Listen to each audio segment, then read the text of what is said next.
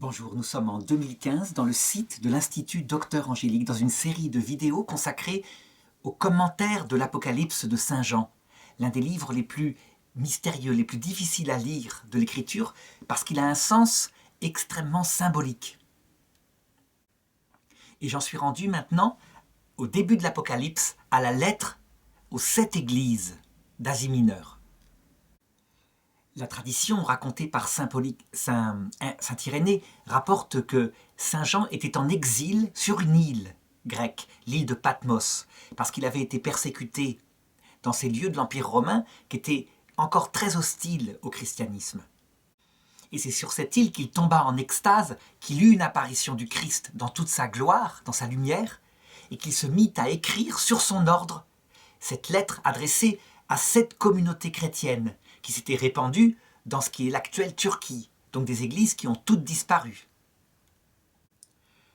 Avant de se pencher plus en détail sur chacune des 7 églises, je voudrais donner ce que je crois être l'esprit avec lequel on doit lire ce texte qui est complexe, puisque à chaque fois, sur chacune de ces églises disparues, ce qui indique bien que ça ne concerne pas simplement, matériellement, au sens littéral, ces églises, même si, je suis sûr, pour ce qui est de Saint Jean, il s'adressait à ces 7 églises-là qu'il connaissait.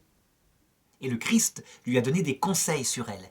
Mais en fait, ça s'adresse évidemment à toutes les églises de tous les temps. Donc si le sens premier, littéral, que Saint Jean avait, est disparu, parce que les personnes qui composaient ces églises sont déjà, depuis près de 2000 ans, dans la vie éternelle, ça montre bien aussi que le sens premier qu'on doit donner à ces textes ne doit pas être attribué à telle église de telle époque. C'est un peu la tentation dans laquelle tombent certaines interprétations, en particulier dans les églises protestantes. À savoir, on essaye de faire concorder tel reproche que le Christ fait à telle église avec telle église différente de soi, une autre église protestante, ou, encore mieux parfois, l'église catholique, qui est la mère église et qui est considérée dans l'église protestante parfois comme la grande prostituée, vautrée sur la colline, la ville aux 7 collines, donc celle qui a trahi le Christ. Je pense que cette lecture n'est pas entièrement fausse, puisqu'on sait que chaque église, à travers les temps, c'est ce que va montrer ce texte, a des choses bonnes, mais aussi des péchés. Que la pureté ne fait pas partie du cheminement de la vie terrestre, la pureté absolue, mais qu'elle sera donnée par le Christ après une purification. Cependant, le risque de faire une telle lecture littérale en fonction des époques est grave, parce qu'il conduit peu à peu à ne pas obéir à la parabole de Jésus quand il parlait de la paille et de la poutre. Garde-toi de montrer la paille qui est dans l'œil de ton prochain, alors que toi, tu ne le vois pas parce que tu as une poutre dans ton œil. Et hélas, cette mentalité qui consiste à se mettre en opposition et à montrer le défaut dans l'autre église, eh bien, elle a ruiné bien des vies chrétiennes. Le Christ, lui, quand il est confronté, à un moment donné, à des disciples qui prêchent et qui font des miracles en son nom, mais qui ne le suivent pas, ça lui est arrivé de son vivant, au point que Saint Jean vient le trouver et lui dit « Nous avons voulu les en empêcher, ils faisaient des miracles en ton nom. » Eh bien, la réaction de Jésus n'est pas de les empêcher et de les chasser violemment, mais bien au contraire de le dire à Jean, le fils du tonnerre, c'est-à-dire celui qui, au départ, veut agir avec cette force en disant « C'est nous qu'avons la vérité du message, c'est pas lui, il n'est pas avec nous. » Jésus dit « Personne ne peut faire un miracle en mon nom s'il n'est pas avec moi quelque part. » Et donc, ne les empêchez pas. Saint Paul, d'ailleurs, le confirme à un moment donné, quand il raconte dans une de ses épîtres que certaines personnes annonçaient l'évangile pour lui nuire. Leur intention n'était pas pure. Et il dit bien, est-ce que je devrais les empêcher de l'annoncer puisque leur intention n'est pas pure? Et il répond, pas du tout, parce que pur ou pas pur, le Christ est annoncé. Donc, je pense que, après Vatican II, l'Église catholique elle-même s'est libérée de cette tentation de faire une lecture en regardant toujours le négatif dans les autres communautés ecclésiales, qui ne sont pas catholiques. Mais au contraire, elle s'est convertie grâce à Nostra Aetate, c'est un document du Saint Concile Vatican II, à regarder en premier ce qui est positif. Et même, non seulement dans le christianisme, mais même dans les autres religions non chrétiennes, sachant avec précision que les religions qui ne possèdent pas le Christ ne donnent pas en elles-mêmes le salut, mais elles possèdent des semences, des préparations à ce salut, qui sera certainement, dit l'Église, dans Gaudium et Spes 22.5, proposé en temps voulu, parce que Dieu veut que tout homme soit sauvé, sauf évidemment celui qui refuse le salut, mais ça c'est autre chose. Et de la même façon, pour ce qui est des églises protestantes, pour l'église orthodoxe, qui possède de riches dimensions proprement chrétiennes, qui là pour le coup donnent la grâce parce qu'une relation de charité entre Dieu et l'âme, eh bien l'église catholique s'oblige à regarder d'abord le positif. Alors est-ce à dire maintenant que cette interprétation fréquente où on voit, par exemple, telle église protestante dire « Regardez, ça c'est tel moment de l'église catholique, ça c'est tel autre moment, c'est la décadence, etc. » Et ils font toute une histoire de l'église première, de l'église centrale comme cela. Est-ce à dire que c'est complètement faux? Non, ce n'est pas complètement faux. Parce que la deuxième attitude qu'a appris le Concile Vatican II à l'église, et en particulier le Saint-Pape Jean-Paul II en 2000, eh bien, c'est de confesser ses péchés, non seulement à titre d'individu, mais à titre d'église. Alors certains ont dit, mais c'est hérétique, je crois en l'église une sainte. Sainte, ça veut dire qu'elle n'a pas de péché, l'église. Donc Jean-Paul II disait, certains catholiques, opposés à l'église catholique, des catholiques intégristes, commet une faute contre la théologie, il ne peut pas être un pape. Donc là, il faut que je rappelle une petite notion de théologie. Dire que l'Église est sainte, l'Église terrestre, ça ne veut pas dire qu'elle est parfaite. Mais ça veut dire que son âme, qui lui donne la vie, est sainte. Et cette âme, c'est l'Esprit Saint lui-même. Au point que, lorsqu'une communauté ecclésiale, on l'a vu après le Concile Vatican II, se coupe de l'Esprit Saint en disant « Mais non, l'essentiel du message du Christ, c'est de faire des œuvres sociales.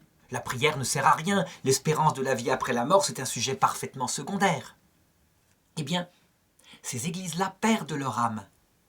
Et on a vu, mais c'était presque mathématique, on a vu les communautés post-Vatican II qui prenaient cette interprétation, qui n'était pas celle de Vatican II, mais celle d'un certain théologien célèbre appelé Hans Küng, et relayée par d'autres théologiens, par des évêques, par même des cardinaux. On a vu aussitôt ces églises qui n'avaient plus le sens sacré, mais qui devenaient des salles du peuple, donc une communauté sociale, se vider de leurs fidèles. Et pourtant, les médias partout criaient en disant « L'église se vide de ses fidèles parce qu'elle a un message qui ne correspond plus au temps. Il faut qu'elle devienne une église sociale. » Oui, mais plus des prêtres acceptaient ça et transformaient le message du Christ en un message purement horizontal, plus les églises se vidaient. Et au contraire, lorsque des prêtres, parfois persécutés à cette période-là, et même des pasteurs, parce que la chose s'est passée dans l'église protestante aussi. L'église protestante libérale a été purement horizontale. Et les églises évangéliques ont remis le sens du sacré.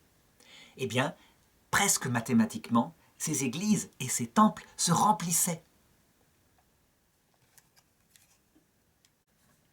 Donc, si on prend certaines églises citées, par exemple, dans le texte de l'Apocalypse, une église particulièrement citée durement en disant « Tu n'es ni froide ni chaude, tu es tiède ». Ou alors tu t'es livré à l'idole des Nicolaïtes, ça veut dire des choses liées à l'argent, l'enrichissement. Je vais te vomir de ma bouche. Donc il y a plein de reproches terribles. Est-ce qu'on a le droit de prendre ce texte et de l'appliquer à telle et telle époque, donc à notre époque actuelle, comme je viens de le citer? La réponse est oui, oui, mais à une condition. Toujours d'abord regarder la poutre dans son œil, premièrement. Deuxièmement, savoir que ce sens-là n'est pas le premier et n'est pas le seul. Ça veut dire que si on le réduit au seul en disant « j'ai trouvé le sens absolu », ça y est, ce texte se réalise maintenant et uniquement maintenant, on se trompe. On se trompe parce que ce texte est exprès symbolique, comme je le disais, ces églises ont disparu, pour s'appliquer à toutes les églises de tous les temps et de tous les lieux. Mais je vais être plus grand encore que cela, enfin plus grand, je vais parler encore plus largement. Non seulement cela s'applique à des églises au sens de communauté ecclésiale, donc des paroisses, telle ou telle paroisse, mais aussi l'Église de France catholique, pourquoi pas l'Église réformée de France, etc. Mais ça s'adresse en premier lieu à ce qui est l'Église au sens fort du terme, profond, à savoir notre propre cœur, notre propre vie individuelle. Chacune de ces églises peut décrire une phase de notre vie, ou alors un aspect de notre spiritualité actuelle, qui est toujours empreinte de tiédeur et mélangée d'idolâtrie. Personne, je crois, ou presque, ne peut dire qu'il aime le Christ pour lui seul. On sait bien qu'on y trouve un intérêt, ne serait-ce que la pacification de l'angoisse par rapport au sens de la vie. Eh bien, c'est une chose normale, donc on peut s'appliquer cette lecture des 7 églises, en premier. Si au contraire, on tombe dans l'excès en disant l'interprétation que je fais pour telle église, disons de 1950 à 1980, est la seule bonne, eh bien, on réduit le texte à une interprétation vraie, mais qui n'est pas la seule, donc on fonde ce qu'on appelle une idéologie. L'idéologie, c'est découvrir une vérité, l'exalter tellement que toutes les autres parts que signifiait ce texte, volontairement de la part du Seigneur, sont oubliées. La conséquence, c'est que dans la prochaine vidéo, où j'essaierai d'aborder quelques-unes de ces églises individuellement et de faire quelques applications, eh bien, je donnerai plusieurs niveaux de sens. Par exemple, pour une des églises, un sens concernant une personne particulière, célèbre et connue. Pour telle autre église, en l'appliquant à telle église de telle époque, peut-être catholique, à un moment donné où elle a commis tel péché. Bref, le but de cette vidéo, de cette étude de la lettre aux 7 églises, n'est pas tellement de donner l'interprétation finale, c'est tellement immense. Il y en a autant que d'êtres humains. Mais de donner plutôt l'esprit avec laquelle, dans une grande liberté, selon le sens allégorique voulu par le Christ dans ce songe prophétique donné à Saint Jean, eh bien, on a une liberté d'interprétation avec le repère suivant tout de même, la théologie, les repères dogmatiques de l'Église catholique, puisque ce sont des vidéos catholiques. Bon, avant d'aborder ces églises, je voudrais maintenant aborder le prologue direct à cette vision. Pourquoi ? Parce qu'il est essentiel. Je crois qu'il manifeste à quelle lumière on peut contempler ces églises. Voilà ce que raconte Saint Jean. « Moi, Jean, votre frère et votre compagnon dans l'épreuve, donc il se met au même niveau que nous. Il ne se met pas comme père dans cette lettre alors qu'il le fera dans l'épître de Saint Jean, ce qui veut dire qu'il se considère lui-même en chemin. Donc moi, Jean, donc votre compagnon dans l'épreuve, le royaume et la constance en Jésus, je me trouvais dans l'île de Patmos à cause de la parole de Dieu et du témoignage de Jésus. » Donc on ne sait pas exactement les détails de son exil à Patmos. Qu'est-ce qui s'est passé ? Est-ce que ça a été une persécution intérieure venant de chrétiens de l'Église qu'il présidait comme évêque ? Est-ce que ça a été une persécution extérieure venant des Romains ? On ne sait pas. Mais lorsqu'on regarde, je dirais, dans les lettres qu'il écrit, la façon dont il s'en prend à des ennemis, on voit que c'est tout cela à la fois. Et que, sans doute, parmi les ennemis les plus acharnés, il y a les judéo-chrétiens, ça veut dire des juifs devenus chrétiens, qui donc estiment, à cette époque-là, il faut savoir qu'on se situe vers 80-85 après Jésus-Christ, ils estiment que cette religion qui est juive doit observer les commandements de Moïse, donc la circoncision, les interdits alimentaires, etc. On voit dans sa lettre à l'église d'Éphèse, donc qui est la sienne, celle dont il est évêque, qu'il y a des ennemis acharnés, qu'il y a aussi ces Nicolaïtes, dont je parlerai peut-être tout à l'heure. L'un des reproches principaux, lui qui est devenu un vieil homme, c'est que cette église a perdu sa ferveur d'antan. Ce qui est normal, ça ne peut pas en être autrement. Saint Jean, d'après la tradition des apôtres, a vécu avec la Vierge Marie à Éphèse. Donc, il a été son prêtre. C'était le sommet de toute ferveur imaginable. Forcément, quand la Vierge Marie est partie pour l'autre monde, eh bien, il s'est retrouvé évêque d'hommes fervents, de femmes ferventes, mais qui ont vieilli peu à peu. Et on le sait très bien, lorsque vient le point du jour, la chaleur, eh bien, la ferveur baisse, les épreuves viennent, souvent l'ennui dans l'oraison. Est-ce que ça veut dire que on aime moins? Pas forcément, mais on aime dans des épreuves. Et Saint Jean, ça, il l'a constaté. Donc c'est déjà un homme expérimenté qui écrit.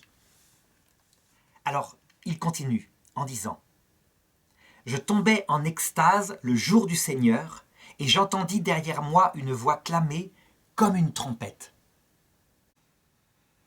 Il tombe en extase, ça signifie qu'il entre en présence du Seigneur, mais de manière intense. Et il faut remarquer que la première chose, ce n'est pas la vision avec ses yeux du Seigneur, mais c'est sa voix qu'il entend. Ça, c'est quelque chose qui est assez classique. Je veux dire par là que pour les grands mystiques, la première chose dans leur prière et dans leur ferveur, c'est qu'ils sont pris d'intuition profonde et ils ont l'impression qu'elles ne peuvent pas venir de leur propre intelligence. Ce sont comme des lumières qui viennent du Seigneur. Souvent, on le voit actuellement beaucoup sur Internet, ils se mettent à écrire ce qu'ils entendent et ils disent « Le Seigneur m'a dit ». Mais on a vu aussi des grands saints le faire, comme Sainte Catherine de Sienne, ses entretiens avec le Seigneur, Sainte Brigitte de Suède, etc. Tout le problème, tant qu'on n'entend que la voix, c'est qu'il est difficile de discerner ce qui vient de sa propre voix, de sa conscience, et ce qui vient vraiment de la voix du Seigneur qui parle. Si bien que lorsqu'une personne est prise par ce genre de phénomène mystique, là, eh bien, la prudence devrait faire qu'elle écrive « J'ai l'impression que ça vient du Seigneur ». Je ne sais pas si c'est pas mêlé de ma propre intuition. Parce que, en fait, très souvent, il se mêlent les deux. En tout cas, pour ce qui est de Saint Jean. Le style littéraire, ce sont ses mots propres. Mais par contre, la voix étant puissante et dans une extase, c'est véritablement une voix objective qui l'entend et qui lui parle. Donc lui, porté par cette grâce particulière, ne peut pas se tromper. Il n'est pas simplement en train de rêver. La qualité de sa prophétie est donc très forte, mais elle n'est pas toujours comme cela. Et donc, d'où l'appel à la prudence pour les personnes qui se croient inspirées par le Seigneur. Seulement, on va voir, Saint Jean ne va pas en rester à la voix. Ça veut dire qu'il va avoir ensuite l'apparition directe du Christ qu'il va voir de ses yeux. Et donc, la voix qui clame comme une trompette, « Ta vision, écris-la dans un livre pour l'envoyer aux 7 églises, à Éphèse, à Smyrne, à Pergame, à Thyatire, à Sardes, à Philadelphie et à Laodicée. » Saint Thomas d'Aquin distingue dans le mode de la prophétie plusieurs niveaux. Parfois, il arrive que le mode de réception de la prophétie soit uniquement dans les sens. Dans les sens externes, comme ici, c'est l'audition, mais ça peut être aussi la vision. Mais parfois, c'est uniquement dans les sens internes, comme l'imagination. Par exemple, lorsque la prophétie vient en rêve. Donc, imaginons que Saint Jean soit en train de dormir et qu'il ait dit « Je dormais et j'ai rêvé ». C'est arrivé à certains prophètes de l'Ancien Testament. Eh bien, Saint Thomas dit que selon le mode de perception, celle qui est dans l'imagination seule et en rêve est certainement moins objectivable que celle qui se produit dans les sens externes, surtout le sens de la vision, où véritablement on peut se frotter les yeux, regarder si on voit vraiment. Évidemment, il pourrait y avoir un sens qui est malade, ou une maladie mentale qui fasse qu'on confonde une vision objective avec une hallucination. Seulement, c'est beaucoup plus facile de confondre lorsque c'est un rêve, entre ce qui vient de son imaginaire qui part dans tous les sens et un véritable rêve prophétique.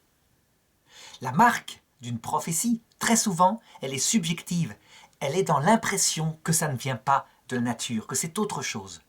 En tout cas, pour ce qui concerne Saint Jean, la voix, il l'entend comme une trompette.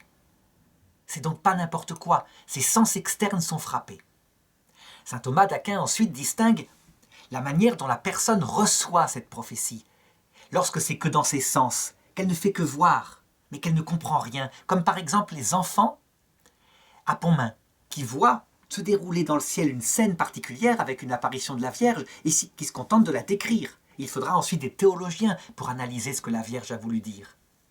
Eh bien, c'est moins profond que lorsque la personne comprend profondément la prophétie. Ainsi, pour ce qui est de Saint Jean, lorsqu'il écrit son Apocalypse, je ne crois pas qu'il comprend tout. Il décrit simplement ce qu'il a vu. Et il le décrit tel qu'il l'a vu, avec des bestioles, qui évidemment symbolisent quelque chose. Par contre, lorsqu'il écrit son évangile, là, il y met toute son intelligence, le don de sagesse, le don d'intelligence, de science, toute la méditation de toute une vie faite avec l'Esprit Saint. Et donc, il ne se contente pas de raconter des faits que Jésus a faits, il y met la profondeur du sens. Et quand il faut insister, il y insiste, comme on le voit dans le prologue, mais aussi à la croix, lorsque le cœur du Christ est percé. C'est donc dans l'Évangile selon saint Jean qu'il y a le sommet de la prophétie de saint Jean. Il est un collaborateur du Christ.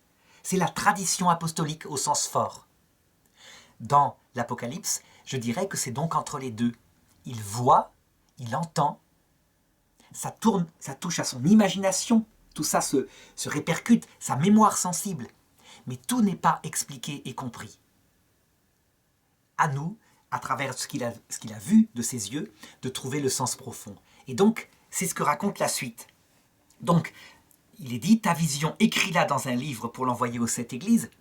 Un peu, il doit l'écrire factuellement, sans la trahir. Il a vu ceci, puis ceci, puis ceci. Toute une série de tableaux sensibles, et c'est ce qu'il va faire. Seulement, nous comprenons bien que tout a un sens profond, sans exception, chaque détail. Par exemple, les 7 églises. Pourquoi 7 églises?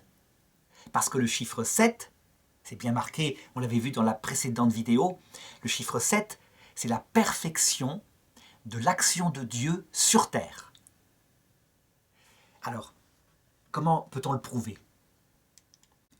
On peut le prouver à travers toute la révélation, et donc en particulier l'Ancien Testament, qui a un sens symbolique pour cela. Par exemple, au tout début de la création, Dieu donne 6 jours à l'homme. Et le 7e, il se le consacre. Parce que ça fait référence à la création. Dieu a créé le monde en 6 jours, et le 7e, il s'est reposé pour contempler. Eh bien, si l'homme se réserve uniquement, c'est ça qui compte pour lui, les 6 jours qui lui sont consacrés, il se marque du chiffre 6, qui signifie l'homme sans Dieu. Mais si par contre il se marque du chiffre 7, 6 jours où il travaille pour lui-même, et le 7e qui couronne, par lequel il médite tout, qui est le premier jour de la semaine, ou le dernier jour de la création, les deux à la fois. Donc c'est comme, oui, une couronne qui entoure l'alpha et l'oméga de sa vie. Alors il se marque du chiffre 7, l'action parfaite de Dieu dans sa vie. Et on trouve ce même symbole partout. Tu garderas un esclave qui te doit une dette 6 années, mais la 7e année, tu le libéreras, dit la loi de Moïse. Eh bien c'est la même chose, c'est l'année de la miséricorde, l'année où les dettes sont remises.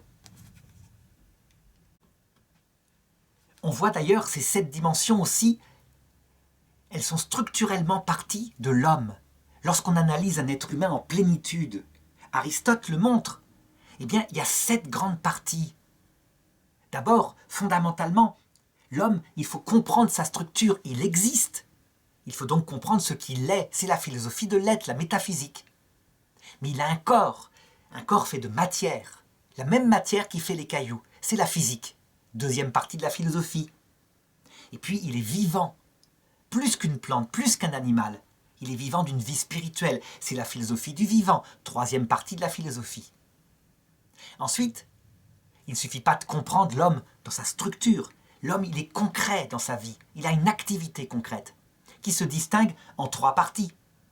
D'abord, et ça prend le plus intensément sa vie, c'est sa vie morale avec d'autres êtres. La famille où il naît, c'est une entité morale. L'amour des parents, l'amour des enfants pour les parents. Et puis, les amitiés. Deuxièmement, il vit dans une communauté. La famille, c'est aussi une communauté, mais il vit dans une cité. Si la philosophie politique ou les relations sont plus larges, où il y a une efficacité aussi, un travail. Et ce travail, il est étudié dans la 6e partie de la philosophie. La transformation de la matière, que ce soit une matière pour être utile ou une matière pour faire de la beauté. Et quand on pense à cette beauté, on se rend compte que ces 6 parties sont couronnées par une dernière, essentielle, que les hommes préhistoriques ont compris tout de suite. Ils ont mis la beauté au service de la recherche du sens de leur vie. Qu'est-ce que je fais sur Terre? D'où viens-je? Qui suis-je? Où vais-je? Les 3 questions fondamentales qui ouvrent une partie de la philosophie, la première qui est née dans l'histoire de l'humanité, la sagesse. Répondre à ces 3 questions, c'est être riche de toutes les sciences. Savoir toutes les sciences et ne pas savoir ce qu'on fait sur Terre et s'il y a une vie, un but ultime après cette vie, c'est être pauvre de toutes choses. Donc la 7e dimension, eh bien, elle définit l'homme dans sa perfection et elle est en rapport avec Dieu. Si on se prive en philosophie de cette 7e dimension en disant « mais ça n'existe pas », la philosophie s'occupe uniquement du terre-à-terre, qu'est-ce que l'homme et comment il peut réussir sa vie pratique.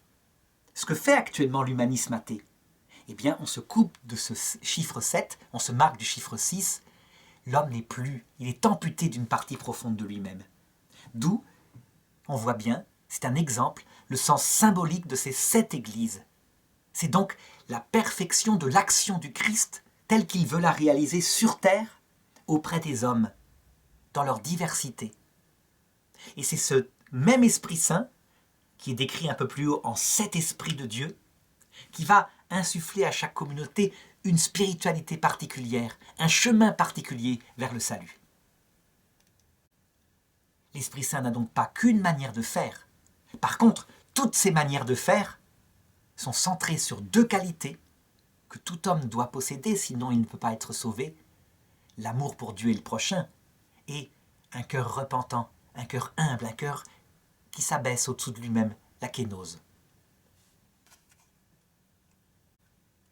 Voilà, je ne développerai pas autant, je dirais, que cela, tous les autres signes symboliques, mais chacun mériterait un développement aussi profond. Donc rien dans ce texte n'est en vain. Alors je continue la lecture. Je me retournai pour regarder la voix qui me parlait. Et m'étant retourné, je vis 7 candélabres d'or, entourant comme un fils d'homme, revêtu d'une longue robe serrée à la taille, par une ceinture en or. Et ensuite Saint Jean décrit sa vision. Il la décrit longuement. Il en est bouleversé, il tombe par terre, dit-il. Je crois qu'il faut insister sur ce passage que je décrirai un petit peu, j'analyserai en détail par la suite. L'Église catholique, elle a reçu, avec toutes les églises, la plénitude du message du Christ dès la fin de ce livre de l'Apocalypse. On peut dire que tout était écrit, mais que tout n'est pas réduit à ce livre de l'Apocalypse. Tout est réduit à ce qu'on appelle la tradition orale qui produit la tradition écrite dans l'Écriture. Les protestants ne veulent plus entendre parler que de l'Écriture. Ils se méfient de la tradition orale en disant on a fait n'importe quoi. Les catholiques et les orthodoxes savent bien qu'on ne peut pas interpréter l'Écriture sans cette tradition orale transmise depuis les apôtres, avec l'aide de l'Esprit Saint, qui a rappelé sans cesse, comme Paraclète, tout ce que le Christ avait dit. Est-ce que ça veut dire maintenant que l'Église catholique maîtrise tout le contenu de cette révélation richissime? Non, plein de choses sont cachées, à la fois dans la tradition, mais aussi dans l'Écriture. L'exemple le plus typique, c'est ce passage-là. Pendant des siècles, appuyé sur saint Augustin, puis saint Thomas, les grands docteurs occidentaux de l'Église latine, on a cru que, à l'heure de la mort, il y avait l'arrêt du cœur, la séparation instantanée de l'âme d'avec le corps, et aussitôt, en fonction de sa foi, de sa charité, soit l'entrée dans la grâce, donc une promesse de salut, avec éventuellement une purification, soit la damnation éternelle, quel que soit le motif du fait qu'on n'avait pas la grâce de Dieu. Ça pouvait être parce qu'on n'avait pas entendu la prédication. Ça pouvait être parce qu'on venait de pécher par faiblesse. Il en est sorti une théologie sévère, très pessimiste, où beaucoup d'hommes se damnaient. Parce qu'ils arrivaient, après la mort, cette mort étant un instant où il ne se passait rien, sans la grâce du Christ. Et puis, au XXe siècle, avec une sainte comme sainte Faustine, est apparu que on s'était peut-être trompé en théologie sur l'interprétation du mot « mort ».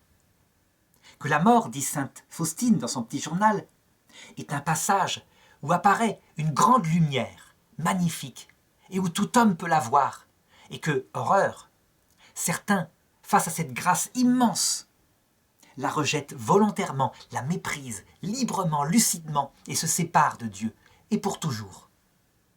Si bien que le pape Benoît XVI, dans Spe Salvi, au numéro 47, humblement, comme le fait l'Église après les souffrances du XXe siècle, présente à l'Église une hypothèse, comme quoi quelque chose dans l'Écriture expliquerait tout, la manière dont Dieu, en fait, va présenter à tout homme ce salut. Et si, dans le passage de la mort, ce temps non chronométrable, le Christ, dans sa gloire, apparaissait.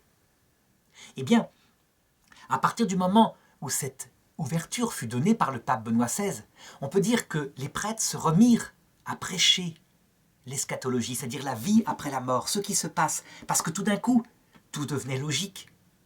Un homme qui arrive après la mort, sans la grâce, ce n'est pas parce qu'il n'a jamais reçu, c'est pas parce qu'il a commis un péché de faiblesse, c'est parce qu'il a vu le Christ, et que, comme dit sainte Faustine, librement il l'a méprisé. Il n'avait rien à faire de lui, alors tout devenait clair. Quand Jésus dit « tout péché sera pardonné », sauf le blasphème contre l'Esprit Saint, c'est-à-dire la volonté maîtrisée et libre de ne pas être pardonné parce qu'on choisit la liberté solitaire, mais la liberté totale pour l'orgueilleux qui règne en enfer. Eh bien, voilà ce que semble révéler ce texte. La clé de toute l'interprétation des dogmes de l'Écriture semble être que le Christ, tel que saint Jean l'a vu, donne sens à tout. Il donne sens à tout non seulement dans son évangile, lorsqu'il a prêché dans sa chair, mais par le fait que, à l'heure de la mort et à la fin du monde, mais aussi dans la théologie, il apparaît dans sa gloire. Quand on comprend qu'il apparaît dans sa gloire bientôt, donc à l'heure de la mort ou à la fin du monde, alors on comprend pourquoi il se cache pendant un certain temps. C'est pas pour nous perdre, mais c'est pour nous faire un temps de purification que saint Jean décrit dans les 7 églises livrées à elles-mêmes, qui elles n'ont pas d'apparition du Christ. La conséquence, c'est quoi? C'est que si on veut bien comprendre le texte de saint Jean, il faut comprendre que la lettre aux 7 églises qui décrit leur misère, leur purgatoire sur terre, je parle bien de purgatoire, les pauvres, elles sont toutes pécheresses, plus ou moins par un point ou par un autre, sauf une peut-être. Eh bien, toutes ces églises, en fait, sont comme abandonnées par un Christ sévère parce que il prévoit de leur apparaître. Et c'est cette apparition qui se réalise à la fin qui donne sens à tout et que décrit saint Jean. Une apparition bouleversante. Alors d'abord, il voit 7 candélabres d'or. C'est les 7 esprits de Dieu, c'est donc l'Esprit Saint. Ça veut dire que toute cette geste que vivent les églises sur terre, ce comme abandon que nous vivons comme église, personnel, individuellement, c'est dû à l'Esprit Saint, il est en train de façonner notre cœur. Si on ne comprend pas, on doit savoir que rien n'est permis, y compris notre abandon provisoire avec l'Eucharistie seule, si ce n'est pour mieux nous sauver. Et ces 7 candélabres d'or, donc ces 7 esprits, entourent comme un fils d'homme. Ce fils d'homme, c'est véritablement le Christ. C'est le Christ, on sait, qui est Dieu qui s'est fait homme. Ça signifie quoi ce passage? Que c'est la contemplation de Jésus dans son évangile, dans son visage révélé par l'évangile, par sa prédication, sa vie et sa mort, qui permet de tout comprendre. Dieu s'est fait homme. On peut donc véritablement avoir une idée de Dieu en contemplant l'humanité de Jésus. Ça répond d'ailleurs à la question que posent les protestants quand ils disent « Vous ne pouvez pas représenter le Christ comme derrière ». Certains m'ont même écrit en disant « Ce Christ-là, c'est Satan. Vous ne pouvez pas représenter, c'est interdit par l'Ancien Testament. » Mais non, c'est interdit par l'Ancien Testament. Mais entre-temps, Jésus s'est fait homme. Dieu s'est fait homme. Ça veut dire qu'il a donné lui-même, Dieu, une image créée, mais non faite de main d'homme. C'est l'humanité de Jésus.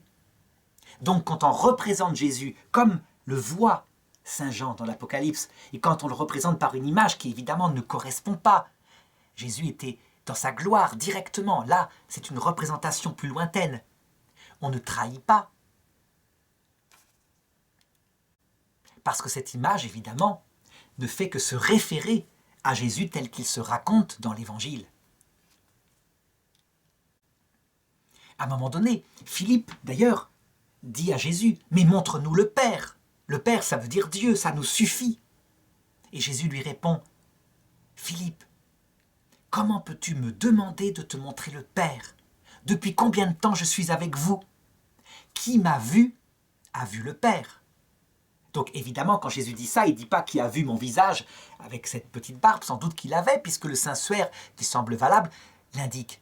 Non, qui m'a vu non seulement par mon visage, mais par le charme qui émanait de moi, mais par ma vie, les gestes que j'ai montrés, et bientôt par ma mort, a vu le Père. Eh bien, cette image-là ne fait que se référencer au reste. Voilà pourquoi on ne peut pas, étant catholique ou orthodoxe, être iconoclaste. Le Christ est revêtu d'une longue robe qui est attachée par une ceinture en or. Qu'est-ce que c'est que cette ceinture en or qui tient ses vêtements, donc son unité dans sa noblesse? C'est évidemment la charité. L'or est le symbole de la charité. À savoir que toutes les vertus sont tenues, dit Jésus, par une seule, qui résume la loi, les prophètes, la charité. La charité, c'est pas n'importe quel amour. C'est quand on aime Dieu dans un amour d'amitié surnaturelle. Donc c'est pas l'amour du serviteur pour l'esclave, ni même si c'est un bon commencement, de l'enfant pour le père. C'est un amour d'égalité. Il n'y a plus un supérieur et un inférieur à son sommet. C'est véritablement une collaboration totale, représentée à son sommet par la relation de l'épouse à l'époux. Mais évidemment, pour en arriver à une telle relation, il y a des passages. Il faut d'abord aimer Dieu comme un serviteur aime son maître, et puis comme un enfant aime son père, et puis comme un ami aime son ami, pour arriver peut-être à cette intimité totale, réservée symboliquement à ce que représentent les épousailles mystiques. Cette longue robe qui le revêt, c'est la totalité de ce qu'il est. Ça veut dire que, en fait, sur Terre, tant que nous sommes sur Terre, pour comprendre ce qu'il est, donc cette longue robe qui le rend beau avec son visage, nous avons la venue de l'Esprit Saint, donc la fréquentation de Jésus-Christ par la prière, à travers lui-même et ses amis, ses saints. Nous avons l'Écriture, les livres écrits par les saints qui commentent l'Écriture. Nous avons le magistère, nous avons toutes sortes d'instruments. Mais ce qui unifie toute cette vision, c'est qu'il a réalisé l'amour. L'amour jusqu'à donner sa vie. Un amour jusqu'à l'abaissement de soi. Ça veut dire un amour jusqu'à l'humilité totale qu'on appelle la kénose. Donc la ceinture d'or, c'est l'amour. Et réaliser jusqu'à la kénose, jusqu'à l'oubli de soi, c'est cette deuxième qualité qu'on appelle la kénose, donc l'abaissement de soi. À partir de cette unité, eh bien Saint Jean décrit toutes sortes de qualités qui émanent du Christ et qui sont sans doute essentielles, mais qui ne se comprennent que dans cette unité que je viens de donner. Quand il dit sa tête avec des cheveux blancs, ça indique quoi? La sagesse du vieillard, la sagesse de celui qui pourtant, étant mort à 33 ans, a toute la maîtrise de quelqu'un qui a expérimenté tout. Et il l'a expérimenté, puisqu'à 33 ans, il a même expérimenté le désespoir, la nuit de l'esprit à la croix. C'est comme de la laine blanche. Blanche, ça indique une pureté. Certains ont dit, mais le Christ n'a pas pu être purifié, comme nous. Et ils ont raison. Le Christ est pur, dès le départ. Personne, dit-il, ne me convaincra de péché. Et pourtant, on voit bien dans l'épître, je crois, c'est dans l'épître aux Hébreux. Non, c'est dans une autre épître, peu importe. Quand saint Paul dit, lui, tout fils qu'il était, a appris de ce qu'il a souffert, l'obéissance. Et il a été rendu parfait. Ça veut dire qu'en fait, la blancheur des cheveux du Christ, sa sagesse, n'est pas la même maintenant quand saint Jean le voit parce qu'il a vécu la croix. Son cœur a expérimenté la douleur à son sommet. Mon Dieu, pourquoi m'as-tu abandonné? C'est le sommet de toutes les douleurs, c'est l'expérience, comme je le disais, du désespoir, quand son trésor semble avoir disparu. Ça veut dire que le Christ a touché tout ce que l'homme peut toucher, et donc, à ce moment-là, tout était accompli. ayant vécu dans sa chair cela avec un grand cri, une grande douleur, il n'est pas le même. Donc sa blancheur, la blancheur de ses cheveux, a la maturité d'un cœur brisé. Et c'est quelque chose qui lui apparaît à Saint Jean, en pleine lumière. Il n'est pas le même que lorsqu'il était sur terre avant sa passion. Pourtant, Saint Jean l'a vu déjà une fois glorifié, lors de la transfiguration. Il était avec Pierre et avec Jacques. Mais ce n'est pas pareil. Quelque chose est immensément plus profond, comme si la pureté d'avant, qui était totale, est une nouvelle pureté par la croix. Il porte les stigmates de sa passion. Donc il parle, du coup, il décrit, c'est comme de la neige, c'est plus blanc que la pureté d'avant. Ses pieds sont pareils à de l'airain précieux, que l'on aurait purifié au creuset. C'est là où il emploie le terme de la purification, comme si le Christ tout pur qu'il était a été purifié.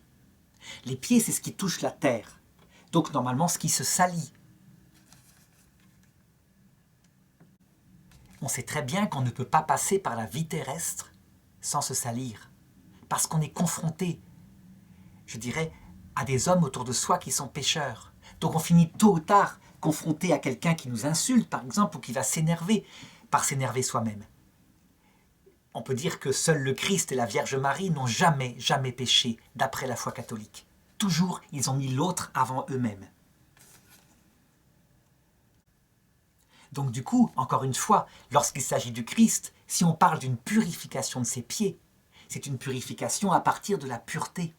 Il a été purifié parce qu'il a été plongé dans l'épreuve de la terre et qu'il l'a toujours vécu dans l'amour et dans l'humilité. Et il continue en disant « Sa voix est comme le mugissement des grandes eaux ». Ça veut dire que ce Christ tout humble, c'est vrai, c'est frappant. Il est en même temps le Tout-Puissant. Il possède la puissance divine, totale, créatrice. Il est Dieu fait homme. Et ça, c'est impressionnant. Et en même temps, il est celui qui a été crucifié. Dans sa main droite, il a 7 étoiles, et de sa bouche sort une épée effilée, à double tranchant. La main droite symbolise toujours dans l'écriture la main du bien. D'ailleurs, la main gauche, même en latin, c'est sinister, la main du mal. Ce sont des chiffres symboliques, évidemment.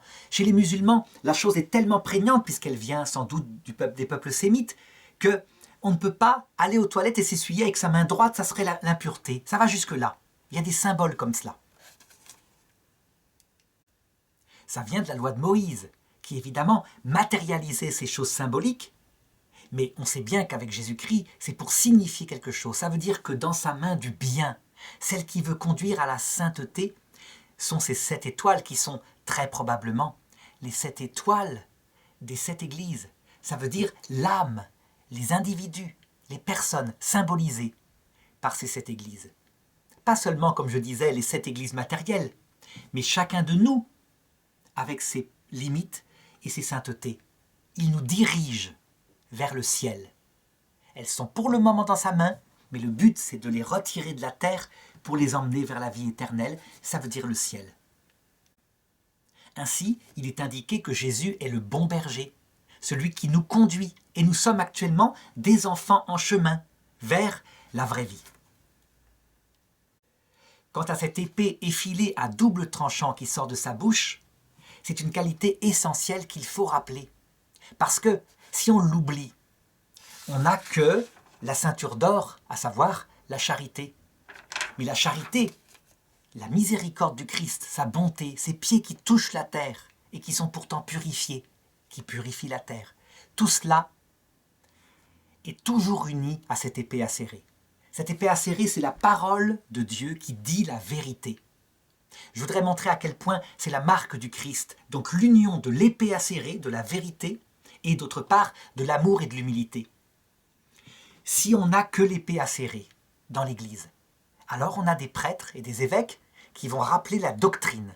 Et la doctrine, elle est une. Par exemple, dans le cadre du mariage, ce que Dieu a uni ne le séparez jamais. Ce qui veut dire que le divorce est toujours un échec. Un mariage où 2 personnes se sont unies est appelé à rester fidèles, quoi qu'il arrive, pour le meilleur et pour le pire, y compris dans la séparation. Et puis, s'il n'y a que cette épée, et qu'on s'arrête là, eh bien, comme les apôtres le reconnurent, c'est désespérant, autant ne pas se marier, tellement on constate qu'il y a d'échecs. C'est pourquoi cette épée est toujours unie à l'amour, à la miséricorde. Ça ne veut pas dire qu'il faut, je dirais, détruire l'épée, envoyer balader la doctrine, non. Ça veut dire que son application se fait toujours dans la douceur. Par exemple, lorsque Jésus est confronté à une Samaritaine, il la rencontre à un puits, c'est dans l'Évangile selon saint Jean, et qu'il lui dit de lui donner de l'eau, et qu'il lui révèle qu'il est le Messie. Il lui demande à un moment donné d'amener son mari, et elle répond « Je n'ai pas de mari ». Et Jésus lui dit la vérité. « Oui, c'est vrai, l'homme avec qui tu vis actuellement n'est pas ton mari, et d'ailleurs tu as eu 5 maris. »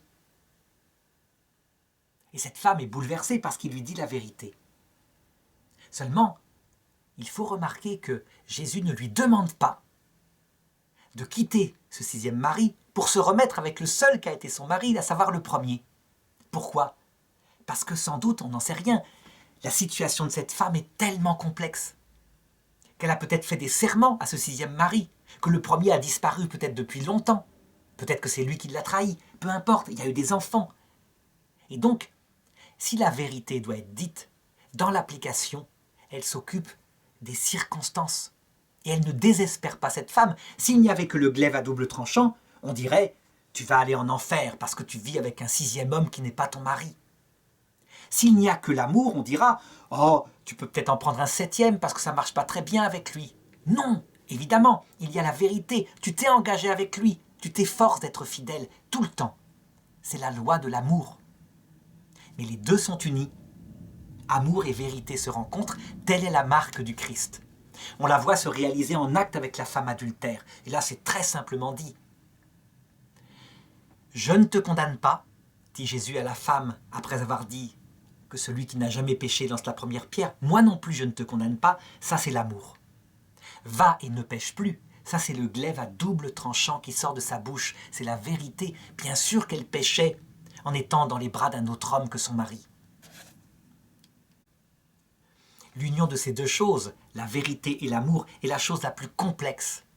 C'est une crête au sommet, parce que très souvent des prêtres, au nom de l'amour, basculent dans quelque chose qui ne nourrit plus la mollesse sans énergie, ou au contraire d'autres, qui sont tellement fidèles à la doctrine, sont comme des glaives qui tranchent. Je me rappelle d'un prêtre, on m'avait raconté, une dame demandait la prière pour sa fille qui s'était suicidée. Donc, techniquement, elle était morte en commettant un péché mortel, de faiblesse, mais un péché mortel. Et il lui répondit, je ne peux pas faire une messe pour vous, ni prier pour elle, parce qu'elle est damnée, elle est en enfer. Je pense que là, on a l'exemple typique d'un glaive à double tranchant sans amour. Il devient faux. Évidemment que le Christ ne damne pas les pauvres petites jeunes filles adolescentes qui se suicident dans le désespoir et que entre ce monde et l'autre, il y a le passage où il permet la rencontre, le pardon et où il les console. C'est ce qu'on va voir d'ailleurs par la suite. Le texte, la description du Christ se termine en disant « Et son visage, c'est comme le soleil qui brille dans tout son éclat ». Ça signifie quoi au sens profond? C'est qu'en voyant le visage glorifié du Christ, et ses yeux, et ce sourire, et cette expression, on voit son âme. C'est la caractéristique du corps glorieux.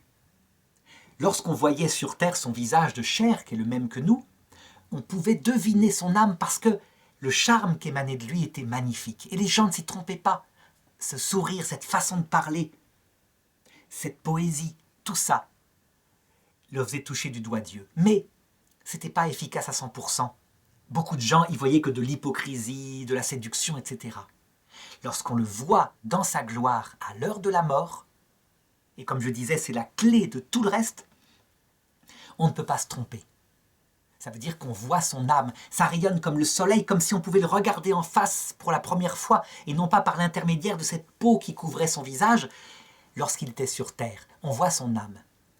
Et donc, celui qui aime le Christ sait ce qu'il aime. Cet être qui a donné sa vie, ce Dieu fait homme. Et celui qui le déteste à ce moment-là sait ce qu'il fait. Il ne se trompe pas. Il crache sur l'amour et l'humilité, prêt à lui pardonner. Alors évidemment, on devine comme cette vision est intense, profonde. Et résultat, il se passe pour saint Jean ce que le saint curé d'Ars décrivait. Il disait « Lorsqu'on verra le Christ, on tombera de désespoir. » Et c'est vrai, à sa vue, je tombais à ses pieds comme mort. Pourquoi? Parce que, à la lumière de cette pureté, de cet infini amour et humilité, on a la norme du bien tel que Dieu est. Et donc forcément, on est ténèbres. La moindre personne qui arrive devant le Christ voit en pleine lumière ses péchés, qu'il ne pouvait pas deviner, fort heureusement, sur terre. Et on se rend compte qu'on s'est confessé toute une vie de choses qu'on ne voyait, de choses superficielles, et qu'on ne voyait pas la racine du mal en nous, l'orgueil, l'égoïsme, etc. On tombe donc tous comme morts. Ce qui veut dire que les personnes, comme disait Jésus, les prostituées et les pécheurs, qui sont sans illusion sur eux, qui ont toute leur vie constaté leur péché sans le nier, c'est une moins grande souffrance que celui qui s'est cru saint. Comme il disait Jésus, le prêtre, le lévite, qui se croit être un homme de Dieu, qui est fier de sa propre vertu, qui n'a jamais trompé sa femme, qui s'est efforcé de ne même pas le faire en pensée, lorsqu'il voit à la lumière du Christ qui il est, il tombe comme mort, bien plus fort, parce qu'il découvre qu'il est comme les autres. On pourra dire, mais non, tout de même, il n'est pas comme les autres. Si, face à cette lumière brillante. Jésus le dit d'ailleurs, à un moment donné. L'homme qui a simplement en pensée désiré une femme, sexuellement, a déjà commis l'adultère avec elle. Cette parole, on passe souvent sur elle, elle est dans l'Évangile. Et on dit, mais c'est exagéré, évidemment, c'est pas pareil de commettre l'adultère en acte que de le commettre en pensée. Oui, c'est pas pareil sur terre, ça n'a pas les mêmes conséquences. C'est pas la même trahison. Et surtout, si on considère cette parole-là dans la lumière du Christ, on se rend compte que, homme comme femme, pratiquement tout le monde a déjà commis l'adultère, en pensée. Et donc, ce n'est pas pour désespérer que le Christ le dit, c'est juste pour que nous nous fassions à l'idée que lorsque nous le verrons face à face, le petit grain de péché qui est en nous sera aussi gros que celui de tous les adultères qu'on voit en ce monde. Personne ne pourra tenir debout. Et donc on tombe comme mort en découvrant cela. Le curé d'Ars, lui, très tenté par le désespoir, très observateur de son propre péché, parce que marqué par une spiritualité du XIXe siècle, en partie janséniste, insistait à tel point sur cette dimension qu'il était terrorisé à l'idée de devoir paraître dans le Christ. Mais, en fait, il faut toujours accompagner cette considération qui est vraie par la suite. Mais lui me toucha de sa main droite en disant « Ne crains pas, c'est moi, le premier, le dernier, le vivant. J'ai été mort, me voilà vivant pour les siècles des siècles et je détiens la clé de la mort et de la dèce. » Ça veut dire quoi ça? Que lorsque nous le verrons face à face, que nous tomberons comme morts, aussitôt, il nous relève. Il se fait notre avocat. Il nous dit, n'aie pas peur. Regarde plutôt ça. C'était bien. Ce que tu as fait là, ce jour-là, c'était formidable. Tu as été généreux. Il met en avant nos qualités. Nous mettons en avant nos défauts. Et lui exalte nos bonnes actions. Alors les protestants disent, et ils ont raison, les bonnes actions, ce n'est pas elles qui nous valent le mérite devant le Christ. Ça veut dire qu'on n'est pas sauvé par les actions bonnes qu'on commet. Je dirais, ça c'est nous qui devons le penser. On n'est que des serviteurs inutiles et nos bonnes actions sont évidemment aidées par la grâce. Mais lui, le Christ, lorsqu'il nous voit, il nous élève, il nous exalte en disant « ça c'est une bonne action » et même quand elle n'est qu'humaine, qu'elle a été faite sans qu'on le connaisse. On le voit explicitement dans l'Évangile. J'étais en prison et tu es venu me visiter. J'étais prisonnier. J'étais malade et tu es venu me voir. Et les gens lui répondront, mais Seigneur, quand est-ce qu'on t'a vu en prison? Quand est-ce qu'on est allé te voir malade? On ne te connaissait même pas. Et lui répondra ce jour-là, quand vous l'avez fait aux plus petits qui sont miens, c'est à moi que vous l'avez fait. Saint Thomas d'Aquin explique donc que ces bonnes actions, d'abord celles qui sont faites au nom de la charité, mais même celles qui sont faites par humanité simple, chez les athées, chez les non-chrétiens, elles sont mérites aux yeux de Dieu. Non pas en elles-mêmes, mais parce qu'il les transforme comme tels. Quand c'est fait par amour de lui-même, évidemment, là c'est évident, mais lorsque c'est fait par amour du prochain alors qu'on ne le connaissait pas, lui il les transfigure en mérite quand on le voit. Et alors évidemment, les gens bouleversés par tant d'amour se relèvent. Et parce qu'ils ont été beaucoup pardonnés, dit Jésus, ils aiment beaucoup pour la plupart, y compris ceux qui ne le connaissaient pas. On le voit bien. Donc cette apparition du Christ, elle est, je dirais, la clé de toute la théologie, comme une voûte. Et si on n'avait pas cette voûte-là, cette clé, cette pierre centrale, tout s'écroule, on ne comprend plus rien. Par contre, quand elle est là, tout prend sens, y compris le fait qu'il permette que l'athéisme reste sur terre, le temps de la vie terrestre, jusqu'à son retour à l'heure de la mort. Parce que le Christ est le premier et le dernier. Il est celui qui, au départ, donne sens à tout. Il est le créateur du monde. Et il est le dernier. Il est celui qui, à la fin de notre vie, mais aussi à la fin du monde, expliquera tout par son apparition. Les athées comprendront pourquoi la foi ne leur a pas été donnée. C'était pour mieux les sauver, parce que comme ça, ils ont touché le gouffre de l'absence de Dieu. Ceux qui ont péché par faiblesse comprendront pourquoi. Il ne les a pas aidés par sa force à certains moments. C'était pour qu'ils apprennent l'humilité. S'ils avaient été parfaits, ils seraient devenus les plus orgueilleux du monde. Tout prendra sens, y compris les épreuves des saints.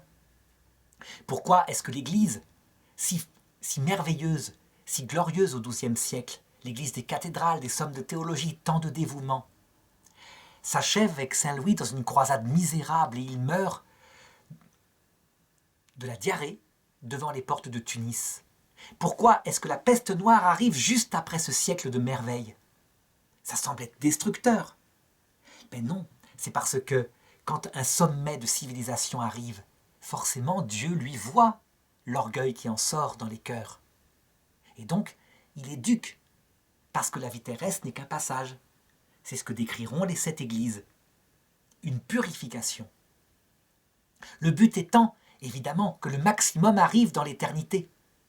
Et donc souvent, plus on s'approche de Dieu, plus il y a d'épreuves, parce que il est certain qu'on les portera non seulement pour soi, mais aussi pour aider les autres qui ne connaissent pas le Christ. Quand ensuite le Christ dit qu'il est le vivant, il signifie par là qu'il donne sens, que tout cela est vie. Et il dit ensuite « J'ai été mort et me voici vivant pour les siècles des siècles ». Ce qui veut dire que, quand nous le verrons face à face, ce qui frappe le plus, c'est qu'il est comme nous. Il est mort. Il a connu toutes les souffrances que peut expérimenter un homme. Pas seulement l'angoisse au jardin de Gethsémani, mais le désespoir. On peut dire que tous les êtres humains qui ont connu cette épreuve de la vie terrestre reconnaîtront en lui un frère, et que dans sa pureté, il n'écrasera pas les hommes, mais bien au contraire, il les élèvera au-dessus de lui. C'est pour ça qu'il est le plus grand, parce qu'il se fait le plus petit et qu'il élève les petits au-dessus de lui. Je sais que beaucoup de protestants disent que ce n'est pas possible, cette phrase que je viens de dire. Il ne peut pas élever réellement au-dessus de lui, ou alors c'est fictif. C'est juste pour que les hommes soient mis en avant. Non, c'est réel. Pour l'Église catholique et l'Église orthodoxe, véritablement, ceux qui se sont abaissés devant lui, ceux qui ont ce cœur tout humble et qui l'aiment de tout leur cœur, il en fait les rois de son cœur. Il fait un royaume de prêtres. Ça veut dire, au sens réel du terme, que nous pouvons prier les saints du ciel, parce qu'ils ont tout pouvoir sur les trésors de Dieu. Ils n'ont même pas besoin de demander, tant la confiance est totale. Alors certains protestants disent, mais c'est enlever au Christ son rôle de seul médiateur, de seul rédempteur. Non, c'est parce qu'il est le seul médiateur, le seul rédempteur, qu'il fait une telle rédemption, évidemment. Ensuite, quand le Christ dit « Je détiens la clé de la mort et de l'Hadès », c'est pour signifier ce qui va se passer dans les 7 églises suivantes. C'est effectivement d'abord lui, le Christ, accompagné de ses amis, les saints et les anges, comme je viens de le dire, qui, en fonction de notre chemin terrestre et en vue de notre arrivée le plus haut possible dans la gloire, ça veut dire dans l'humilité et l'amour, détient les épreuves qu'il nous faut, la mort quand il nous la faut. Fondamentalement, rien ne se fait sans sa permission. C'est important. Ça veut dire que Lorsqu'il arrive à quelqu'un un malheur, quelqu'un qui s'est toujours approché de Dieu, qui a toujours aimé, il a tendance à dire « Qu'est-ce que j'ai fait au bon Dieu pour mériter cela ?»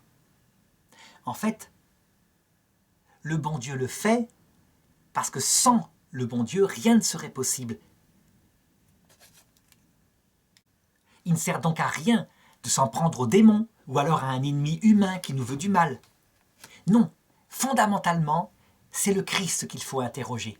C'est lui qui permet, et rien ne se ferait sans qu'il le permette. Jésus le dit lui-même lorsqu'il est devant Pilate. « Tu n'aurais aucun pouvoir sur moi s'il ne t'avait été donné d'en haut. » C'est le Père qui détient les clés de l'Hadès et de la mort et qui les a remis au Fils, et le Fils nous les remettra.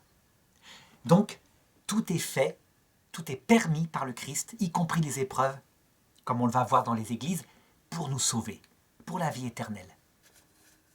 Lui connaît exactement ce qu'il nous faut, nos orgueils.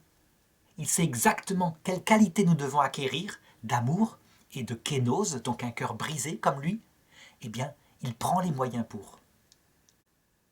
C'est lui qui décide donc de nous faire passer par la maladie et la mort à un moment donné.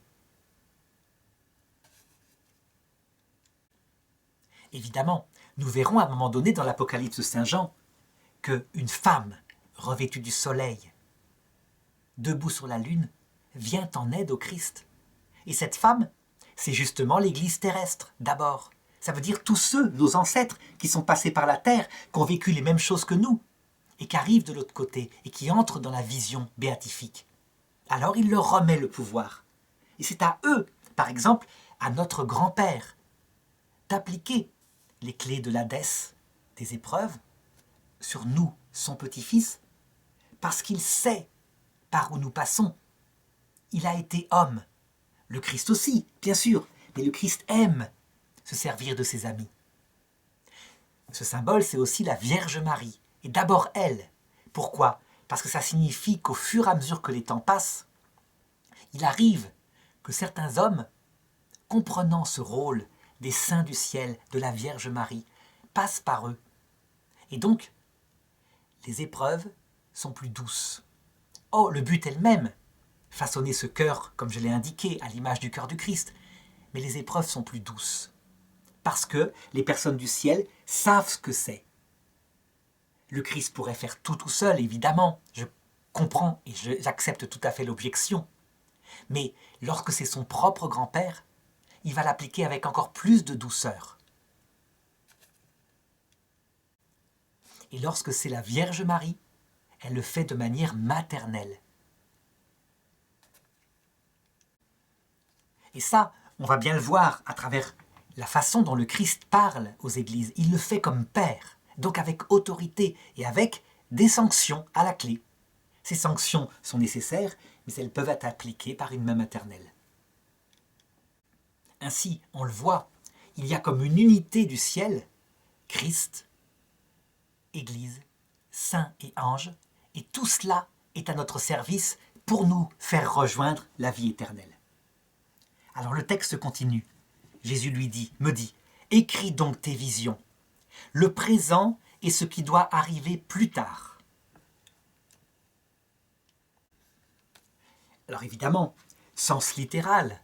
Encore une fois, certains interprètent en disant « Ce livre est une prophétie matérielle, il va se passer en 1247 ceci, en 1348 cela, etc. » Non, non, ce n'est pas le sens premier, encore une fois, même si, effectivement, je l'ai dit au début de cette leçon, il peut y avoir des choses qui se produisent comme cela à telle époque. Le sens premier, c'est ce qui va arriver plus tard pour tout homme, tout ce qui passe par la vie terrestre. Les 7 églises étant chacun d'entre nous. Ce qui va arriver plus tard, c'est quoi? C'est avant d'entrer dans l'apparition du Christ à l'heure de la mort, ou à la fin du monde pour la dernière génération, toute une série d'épreuves qui ont un sens. Elles préparent notre cœur, ce que va décrire en fait le Christ, c'est le purgatoire de cette terre, et peut-être aussi le purgatoire de l'autre monde, auquel croit l'Église catholique. Je sais que l'Église protestante a rejeté cette théologie de la purification. Ici, on voit bien qu'on ne peut pas la rejeter. Les protestants l'ont rejetée en disant « à partir du moment où on croit, on est pur. Il suffit de croire. » Les catholiques se sont opposés à cette théologie en disant « on est pur, c'est un début, mais ce qui fait le salut, c'est pas seulement de croire et d'avoir confiance, c'est un amour réciproque. Or, on sait très bien que nous les hommes, on aime au départ parce qu'on a du plaisir ou parce qu'on a de l'utilité, et qu'au terme d'une vie, on finit par aimer l'autre indépendamment du plaisir et de l'utilité, donc nos amours se purifient. Ce qui fait le salut pour un catholique et un orthodoxe, c'est cette charité devenue toute pure parce que l'autre compte avant soi-même. Voilà pourquoi les catholiques et les orthodoxes maintiennent que nous sommes dans un purgatoire, en tout cas pour ceux qui iront un jour au ciel. Pour ceux qui refuseront le ciel, évidemment, il n'y a pas de purification. Ils ne développent que de l'orgueil. Les catholiques maintiennent que cette purification, si elle n'est pas achevée en cette terre, Dieu, évidemment, a prévu de l'achever dans l'autre monde à travers d'autres étapes, mais le but étant le même, au terme, juste avant l'entrée dans la vision béatifique. Deux qualités parfaites sont acquises. L'amour total de Dieu et du prochain, de tout son cœur, de toute son âme et de toute sa force. Et deuxièmement, un cœur brisé, repentant, au point que l'autre passe avant soi-même. Ce qu'on appelle la kénose. Je l'ai dit, ce sont les qualités du Christ, ce sont les qualités que le cœur de l'homme doit acquérir. Ça peut s'acquérir en cette vie, et si ce n'est pas le cas, c'est acquis dans l'autre monde, disent les catholiques. Et alors ce texte, cette introduction se termine en disant « Quant au mystère des 7 étoiles que tu as vues dans ma main droite et des 7 candélabres d'or, le voici. Les 7 étoiles sont les anges des 7 églises et les 7 candélabres sont les 7 églises. » Je voudrais parler de cette théologie catholique des anges gardiens. J'avais dit tout à l'heure que les 7 étoiles étaient les églises elles-mêmes qui allaient être mises par la main du Christ à travers ceux qui l'aident, donc son Église du ciel, dans le ciel. Ici, elles sont signifiées comme étant les 7 anges qui vont allumer les candélabres étant nous-mêmes et les 7 églises. Donc, nous n'avons pas encore la charité purifiée et le travail de purification va consister à nous transformer en une lanterne allumée.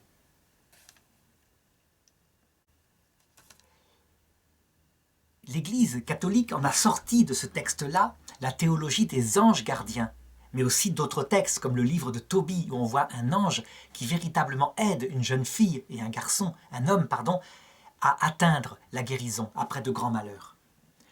Le rôle des anges gardiens, qui sont une réalité, donc des créatures spirituelles, qui n'ont jamais eu de corps, qui, au tout début de la création du monde, ont choisi Dieu tel qu'il était, ce Dieu d'humilité et d'amour. Le rôle des anges gardiens, c'est donc de nous conduire vers la vie éternelle. Mais on pourra dire, c'est le Christ qui le fait, puisque le Christ porte les 7 étoiles dans sa main. Et c'est le Christ le seul rédempteur. Encore une fois, on voit bien que le Christ délègue ce pouvoir à ses amis. C'est ce qu'on appelle le principe de subsidiarité. Il peut tout faire lui-même, il est Dieu, mais la caractéristique du Christ, c'est qu'il aime faire par ses amis. Et ses amis sont d'abord les anges, mais ce sont aussi les saints. Au sens précis, les anges sont donc ces créatures spirituelles qui, dès le début de notre conception, vont être chargées de nous mener jusque dans la vision béatifique où à ce moment-là, son rôle sera achevé. Et alors il prendra en main d'autres personnes. Mais l'ange spirituel, c'est sa mission de faire cela, mais ce n'est pas son être. Son être même, c'est un ami de Dieu qui voit Dieu face à face. Ces anges eux-mêmes sont conformes à Dieu. Ça veut dire qu'ils sont toute humilité et tout amour. Ils ont renoncé à leur propre intelligence de ce mystère, à la différence des démons, qui se sont révoltés contre Dieu en disant « la vision béatifique, elle doit être donnée aux plus intelligents en premier ». Et donc, au fur et à mesure que des personnes arrivent dans l'autre monde et entrent dans la vision béatifique, eh bien les anges, eux aussi, les élèvent au-dessus d'eux-mêmes et leur disent « c'est toi maintenant qui me donneras les ordres pour s'occuper par exemple de ton petit-fils, parce que toi tu es passé sur terre, et donc commande et je ferai. Moi j'ai le pouvoir de l'aider concrètement, par exemple en faisant rencontrer telle personne qu'il faut, mais toi qui es passé par la vie terrestre, tu mesureras la douceur et la force de ce qu'il faut comme épreuve pour qu'il évolue vers le paradis. On le voit encore une fois, les anges s'ajoutent à nos amis du ciel, avec ceux qui sont saints, et tout cela étant voulu par le Christ. Est-ce qu'on peut dire alors qu'à un certain moment donné, notre grand-mère ou notre grand-père est notre ange gardien? Oui, il l'est, mais attention, ils restent des êtres humains. Leur nature n'est pas changée, ils ne sont pas des anges, au sens métaphysique du terme, mais ils ont ce rôle des anges qui leur est donné. Seulement, n'ayant pas encore récupéré leur corps, étant avec le Christ vivant, ce ne sont pas des morts, ce ne sont pas des fantômes, ce sont des saints. Ils voient Dieu face à face. Un peu comme Moïse, lorsqu'il apparut dans la transfiguration. Il ne voyait peut-être pas encore Dieu face à face, mais en tout cas, il était vivant. Eh bien, comme ils n'ont pas récupéré leur corps, ils ne peuvent pas agir efficacement, et c'est pourquoi l'Église catholique les invoque par exemple Sainte Cécile, Sainte Agnès, en disant « Priez pour nous ». Et quand elle parle des anges, à savoir ceux qui peuvent agir efficacement parce qu'ils ont un pouvoir naturel sur la matière, ils peuvent tourner un volant, elle dit « Veillez sur nous ». Et quand elle s'adresse au Christ lui-même, qui seul est Dieu, avec le Père et le Saint-Esprit, l'Église l'invoque en disant « Ayez pitié de nous », parce que tout vient du Christ, évidemment. C'est lui qui a tout donné à ses amis, anges et saints du ciel. Voilà, je m'arrête là pour cette introduction, et il reste maintenant à entrer un petit peu dans l'analyse de ce grand texte sur les 7 églises. Et comme je l'ai dit, je le ferai pas dans chaque détail, ça prendrait trop de temps, mais à la lumière de ce que je viens de dire, à savoir, on va découvrir ensuite comment le Christ, le bon berger, voit l'âme de ces églises, donc de notre propre âme, puisque nous sommes une église, la corrige comme il le faut, en vue de la sauver, et lui donne même des sanctions quand il faut. Mais toujours, toujours, en vue du salut. Et même s'il permet une chute, par moment, ce n'est jamais pour perdre, jamais, mais toujours en vue de sauver de l'orgueil et de l'égoïsme.